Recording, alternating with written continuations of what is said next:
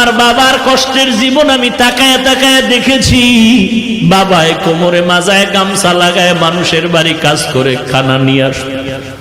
এমনও ঈদের দিন গেছে একটা নতুন জামা আমার বাবায় দিতে পারে না। মাঝে মাঝে তাকায় দেখতাম আমার মায়ের কাছে বাবায় বসে বসে কান্না করে।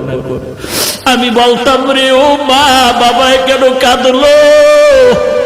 মা বলতো, তোরে একটা জামা দিতে পারে নাই, দুঃখে তোর বাবায় কান্না করেছে।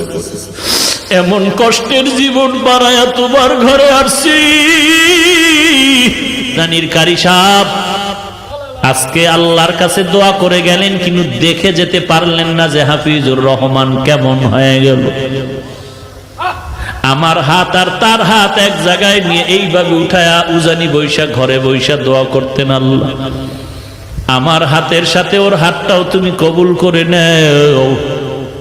আমি চাই ও ভালো একজন আলেম হবে আর একটা বড় মাদ্রাসা করবে। আজকে ঢাকার শহরে রমজানের শেষের দিকে মাদ্রাসা ঢালাই দিলাম 7,500 স্কয়ার ফিট ছাদ। মাদ্রাসা চলতেছে, কিন্তু কারি সাহেব দেখে যেতে পারলেন না সেই দোয়ার মাদ্রাসা। আমার বাবা মা জীবনে ভালো এলেম অর্জন করতে পারেনি, মাদ্রাসায় পড়তে পারেনি। কষ্ট করে করে, কত কষ্ট করে করে লেখাপড়া শিখাইলে, মাদ্রাসায় পড়াইলেন। আমার চাচা দাদা বলেছিলেন আর পড়ান লাগবে না, ছেড়ে দাও। আমার বাবায় যদি ঠান্ডা হয়ে যাইতেন, খোদার কসম এই পথে আর আসার কোনো সৌভাগ্য হতো না। উজানির জমিনে ঘুমান্ত কারি ইব্রাহিম রহমাতুল্লাহ আলাইহির 11 সন্তানের ছোট সন্তান কারি মঞ্জুর আহমদ রহমাতুল্লাহ আলাইহি আমার আব্বাকে এত ভালোবাসতেন। আমাদের বাড়িতে শত শতবার গিয়েছেন সেই কুয়াকাটা। একদিন কয়, সন্তানটারে আমার হাতে দাও। ঢাকা আসার পরে আমাকে নিয়ে আসলেন কচুয়া মাদ্রাসার ভেতরে। আর ওই উজানির কারি ইব্রাহিম রহমাতুল্লাহ আলাইহির কবরের কিনারায় গিয়া 11তম সন্তান গিয়া আমার আব্বার হাতটা ধরে নিয়ে বলতেন, আব্বা জান, কুয়াকাটার একজন গরিব মানুষ আপনার দরজায় দাঁড়ানো আছে। এই গরিব মানুষটা বড় মুখলেস মানুষ, বড় তাকওয়াওয়ালা মানুষ, আপনার মোহাব্বতের বান্দা।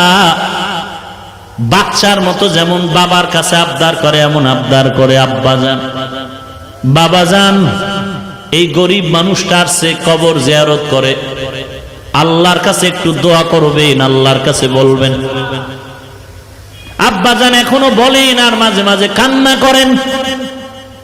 উজানির কারি মঞ্জুর আহমদ রহমাতুল্লাহ আলাইহি, যিনি চরমনায়ের বছরে 2 বার মাহফিলের স্টেজে সূরা হাশরের শেষ 3 আয়াত তেলাওয়াত করতেন, যার তেলাওয়াত এখনো ক্যাসেটে শুনলে চোখের পানি ধরে রাখা যায় না।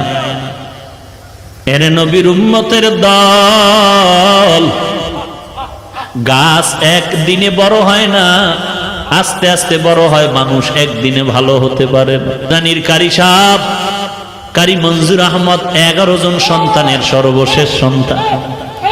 আমার মনে আছে বারবার আমাকে নিয়ে দোয়া করতেন, আল্লাহ ওই কুয়াকাটার সন্তানের নিয়ে আসলাম, তুমি তার একজন ভালো আলেম বানায় দাও আল্লাহ। আজকে আল্লাহর কাছে দোয়া করে গেলেন, কিন্তু দেখে যেতে পারলেন না যে হাফিজুর রহমান কেমন হয়ে গেল। আমার হাত আর তার হাত এক জায়গায় নিয়ে এইভাবে উঠায়া উজানি বৈশা ঘরে বৈশা দোয়া করতেন, আল্লাহ আমার হাতের সাথে ওর হাতটাও তুমি কবুল করে নেও। আমি চাই ও ভালো একজন আলেম হবে আর একটা বড় মাদ্রাসা করবে। আজকে ঢাকার শহরে রমজানের শেষের দিকে মাদ্রাসা ঢালাই দিলাম 7,500 স্কয়ার ফিট ছাদ। মাদ্রাসা চলতেছে, কিন্তু কারি সাহেব দেখে যেতে পারলেন না সেই দোয়ার মাদ্রাসা। জায়গা নাই, 2-3 বছর ধরে বাইতুল্লাহর গিলাফ ধরে ধরে কানলাম, আল্লাহ একটা জায়গার ব্যবস্থা করে দাও। 3টা বিল্ডিং ভাড়া চলতেছে। অল্প অল্প টাকা দিয়া 11 কাঠা জায়গা বানা করলাম, 2-3 বছর লাগায় টাকা শেষ করতে পারি না।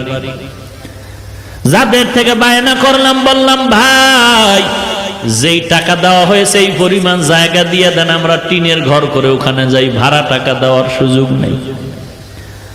পরামর্শে যখন সিদ্ধান্ত হলো আমাদেরকে দলিল দিবে, আমরা বাউন্ডারি ওয়াল করতে শুরু করলাম। 6 কাঠা জায়গা পাইলাম আর 6.5-7 কাঠা জায়গা পাইলাম না একই প্লটে। যখন বাউন্ডারি করতেছি জানি না আল্লাহর কুদরত, আল্লাহর কুদরত। একটা যুবক ছেলে আইসা আসরের নামাজের সময় নামাজ পড়ে আমি মাদ্রাসার বাউন্ডারির পাশে বসে আছি। মোলাকাত করলো, আমার এক বন্ধু নিয়ে আসলো, বলে হুজুর এই যুবক আপনার পাগল। বলে হুজুর আমি 16টা বছর ঢাকার বারান্দায় বারান্দায় কাজ করছি আর ঘুমাইছি, কত কষ্ট করেছি। আল্লাহ তাআলা এই দিনের পথে আনছে, আমি আপনাকে দেখার বড় পাগল। 2000 সাল থেকে আল্লাহ আমাকে হেদায়েতের পথে আনছে বয়ানের মাধ্যমে। আমি 40 লাখ টাকা দিয়ে একটা মসজিদ বানাইছি, আপনি জুমা পড়ায় একটু আমার উদ্বোধন করে দিবেন। কথায় কথায় বলে হুজুর এই বাউন্ডারি কিসের? আমি বললাম এটা একটা মাদ্রাসা হচ্ছে, এত কম জায়গা কেন? আমি বললাম পুরাটাই ছিল, টাকা নাই। আল্লাহর বান্দা বলে হুজুর জায়গা লাগে 3 কাঠা নিয়ে নেন, আমি টাকার ব্যবস্থা করে দিচ্ছি। আল্লাহর কাছে তখন শুকর আদায় করলাম, রে মালিক বাইতুল্লাহর দোয়া তুমি খালি ফিরাইয়া দাও নাই। না হয় এই যুবকের আমি জীবনে দেখি নাই, যুবক আমারে দেখে নাই, কোথা থেকে তুমি কুদরতি ভাবে নিয়ে আসছো। এই রমাজানে ছাদ ঢালাই দিব, টাকা নাই, কত কিছু দরকার, 700-800 বস্তা সিমেন্ট লাগবে, রড লাগবে, ইট লাগবে, 42,000। কি করবো? আমি একটা ইফতারের অনুষ্ঠান করে সবাইকে বললাম মাদ্রাসার এই হালাত দোয়া করবেন। এক বন্ধু বলে হুজুর সিমেন্ট যা লাগবে আমি একা পাঠায় দিচ্ছি ট্রাকে, আগামীকালকের থেকে 750 বস্তা সিমেন্ট পাঠায় দিলেন। আর এক আল্লাহর বান্দা বলে হুজুর আমি ট্রাকে আপনার 42,000 ইট আমি পাঠায় দিচ্ছি। রডের ব্যবস্থা নাই, এক আল্লাহর বান্দা রড দিলেন কিছু, আর এক বান্দা দিলেন। এরকম হতে হতে কাজ হয়ে গেল। দিনের কাজ এরকম বেজে থাকে না যদি ইখলাস নিয়ে চলা যায়। আল্লাহর অভাব নাই, বান্দার অভাব আছে, আমার মাওলার দরবারে অভাব নাই। বান্দার কাছে যতবার বলো স্যার কিছু দেন, কিছু দেন, তুমি আমার আল্লাহর কাছে যদি একবার চাইতে এত চাওয়া লাগতো না, পেয়ে যাইতা। এরে পর্দার আড়ালের মা, তুমিও মা, খাজা মঈনুদ্দিন চিশতি আজমিরির মা, ও মা, ও কচুয়া এলাকার মা, তুমিও মা, বড় পীর আব্দুল কাদের জিলানীর মা, ও মা, কারি ইব্রাহিম রহমাতুল্লাহ আলাইহির মা, ও মা। মনটা কি চায় না তুমি একজন কোরআনওয়ালার মা বাবা হয় কবরে যাও? দুনিয়াটা কিছুই না রে মা। আজকে তোমারে মার্কেটে না নিলে স্বামীর সাথে ঝগড়া করো, মন মতো চাহিদা পূরণ না করলে ঝগড়া করো। এক বক্তা সাহেব বয়ানে বলে মহিলারা এত বেপরদায় চলে কেন? মসজিদে ঢুকতে না দেওয়ার কারণে। এখন তো ইসলামের ব্যানারওয়ালা ধান্দাবাজের অভাব নাই তো।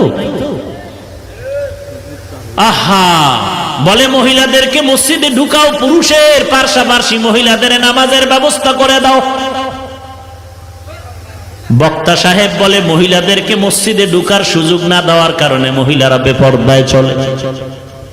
আমি জবাব দিয়া বললাম আমাদের গোষ্ঠী শুদ্ধ বহু হাজার লাখ ওলামায়ে কেরাম যারা হকের পথে আছে, এদের স্ত্রীরা তো কোনোদিন মসজিদে যায় না, বরং অনেক হাজী সাহেবদের স্ত্রীরা হজে গিয়া বেপরদায় বাইতুল্লাহে দৌড়ায়। অথচ আমাদের মা, আমাদের চাচিদের নিয়ে হজ করলাম, আলহামদুলিল্লাহ আমাদের মা চাচির চেহারাটা মক্কায় বসিয়াও কেউ দেখতে পারে না। আর ওই চাপাবাজের দলেরা মেয়ে নিয়া, মহিলাদের নিয়ে হজে গিয়া কয় চেহারা খোলা রাখা যাবে, ফতুয়া একটু তিল পাইয়া তাল বানায়া পুরা বেপরদায় চলে, গুনাহ হয় খবর নাই, ফতুয়াবাজি করে। এরে নবীর উম্মতের দল, এরে পর্দার আড়ালের মা, তুমি একজন নারী হিসাবেই দুনিয়াতে বেঁচে থাকার জন্য আল্লাহ পাঠান নাই। তুমি একটা সন্তানের মা হিসাবেই পরিচয় দিলে চলবে না রে মা।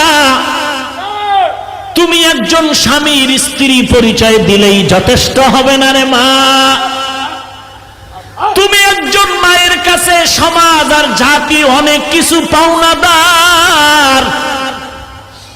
তুমি মায়ের কাছে জাতি চায় একটা আলোকিত সন্তান, তুমি মায়ের কাছে জাতির আশা হলো আলোকিত একটা সমাজ। তুমি মায়ের কাছে জাতির আশা আলোকিত একটি পরিবার।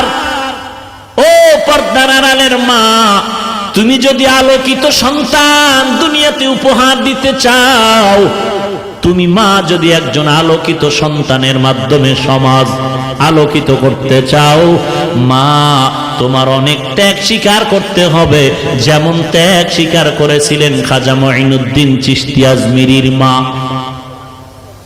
কেমন ত্যাগ স্বীকার করেছিলেন খাজা মঈনুদ্দিনের মা,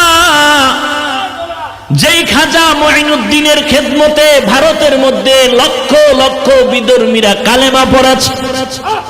খাজা মঈনুদ্দিনকে মা ডেকে বলে, রে সন্তান, তুই মঈনুদ্দিন এত দামি হওয়ার পেছনে আমি মায়ের ত্যাগ কত তুই জানো? আমি মা তোকে যতদিন গর্ভধারণ করেছি, আমি মা এক রাত্র ঘুমাই নাই, সারা রাত্র সেজদায় পড়ে কান্না করেছি। তুই দুনিয়াতে আসার পর আমি মা তোকে এক ফোঁটা দুধ আমি তোর মুখে দেই নাই ওযু ব্যতীত। এক ফোঁটা দুধ আমি তোর মুখে বিনা ওযুতে দেই নাই। এরে আম্মা জান, বলো তোমার গর্ভের সন্তান নিয়া আল্লাহর কাছে কতবার কান্না করেছো, দোয়া করেছো, আল্লাহ আমার গর্ভের সন্তান তুমি আদর্শবানওয়ালা সন্তান হিসেবে কবুল করে নাও, সমাজের আলোকিত সন্তান দান করে দাও। ও আল্লাহ, তুমি আমার সন্তানটারে খাজা মঈনুদ্দিনের মতো বানায় দাও, তুমি আমার সন্তানটারে ইমাম গজালির মতো বানায় দাও। ও মা, একটু জবাব দাও নিজের বিবেকের কাছে। তোমার সন্তানটা দুনিয়াতে আসার পর তুমি বাচ্চাটারে দুগ্ধ পান করাইছো, বলো মা তুমি ওযু সহকারে দরকার নাই, তুমি একটু মোহাব্বতের নজরে বাচ্চাটাকে পর্দার আড়ালে দুধ পান করিয়েছো কিনা? না রে মা, দেখা গেল বাচ্চাটারে তুমি কোলের মধ্যে নিয়ে দুগ্ধ দিয়েছো আর ওদিকে টেলিভিশনের নাচ গান দেখতেছিলে। এরে আম্মা জান, আজকে যত সন্তান দেখো জমিনের মধ্যে সুনাম অর্জন করে চলছে, প্রত্যেকটা সন্তানের পেছনে খবর নেও তার মা বাবা ভালো হওয়ার কারণে এই সম্মান।